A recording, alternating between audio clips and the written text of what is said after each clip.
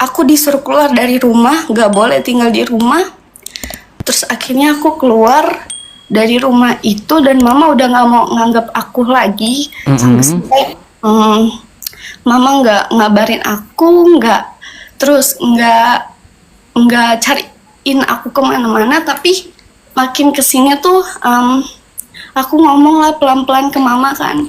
Ya, aku jelasin kalau aku pindah ke Kristen tuh bukan karena ikut teman-teman atau karena paksaan teman-teman aku tuh, enggak, aku karena emang dari niat hati, Kak.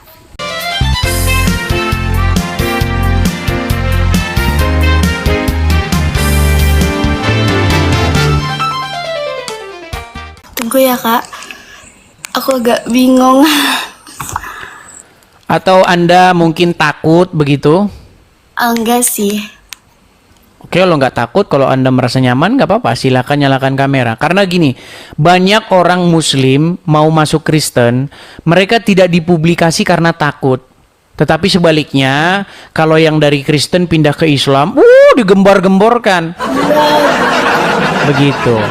Oke, Hilda, gimana ceritanya Hilda? Jadi, perkenalkan dulu, nama aku Hilda. Iya.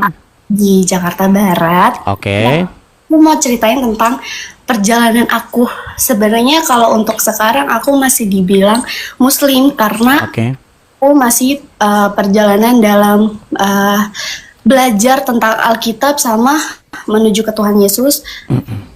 Di sini aku mau cerita kayak mungkin mau nanya lebih banyak ke kakak kali ya, kenapa kalau aku kan masih dibilang Islam ya, Kak. Aku dapat restu dari mama sama papa sama yang lain tuh susah banget, Kak. Buat dapetin kayak izin aku buat pindah ke Kristen tuh jujur susah banget. Di sini boleh nggak aku ceritain awal? Boleh, kenapa boleh. Aku mau ke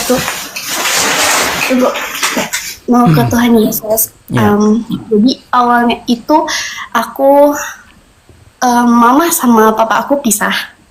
Oke, jadi aku ikut sama mama dan aku sekolah sambil kerja di SMP. Sekarang aku udah SMK kelas 1. Aku di sini kayak pindahlah aku kayak sama mama. Dan aku kan waktu itu ada sempat problem ya sama mama. Jadi aku keluar dari rumah. Keluar dari rumah itu aku jauh dari rumah, aku sama teman-teman aku sekolah tapi masih sekolah tapi sambil kerja. Di situ di lingkungan aku teman-teman aku semuanya Kristen. Oke, jadi aku di sini maaf aku cerita sejujur-jujurnya tapi bukan ngejelekin Kristen ya. Jadi awalnya tuh teman-teman aku mereka orang sering banget denger lagu rohani yang bener-bener kayak aku tuh risih, Kak. Aku kayak apa sih gitu, kayak nggak asik banget nih lagunya, nggak enak gitu. Terus akhirnya aku kayak apaan sih, kenapa lu maaf banget kayak aku harus ngomong ini, kayak kenapa lu harus nyembah dia gitu. Akhirnya pas aku denger lagu itu tiba-tiba banget aku nangis, Kak. Nangis terus kayak kok jadi kepikiran ya. Besokannya nggak lama aku jadi suka lagu itu.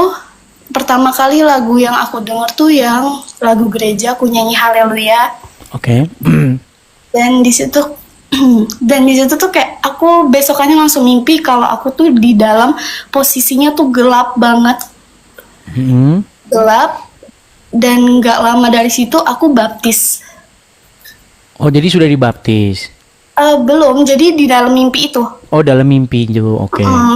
Terus pas di dalam mimpi itu aku dibaptis, akhirnya aku mutusin buat ya udah untuk belajar ke Kristenan dengan baca Alkitab semuanya. Tapi aku ada perlakuan yang gak enak dari teman-teman aku, dari yang teman-teman aku Islam. Jadi aku maaf banget harus cerita ini, tapi emang ini beneran kejadian sama aku.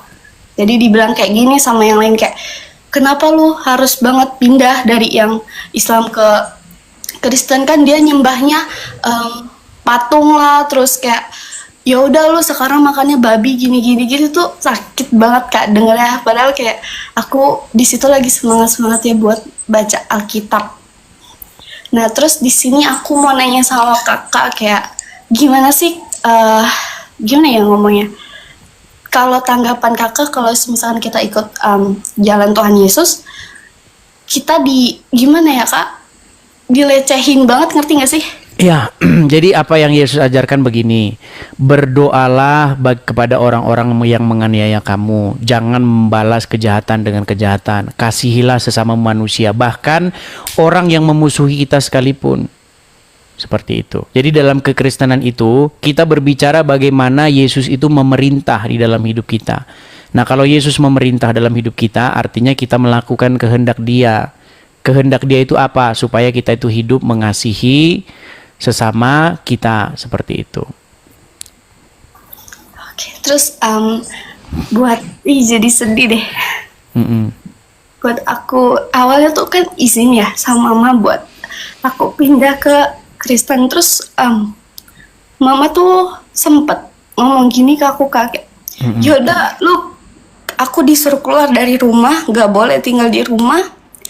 Terus akhirnya aku keluar dari rumah itu dan mama udah nggak mau nganggap aku lagi, sampai mama nggak ngabarin aku, nggak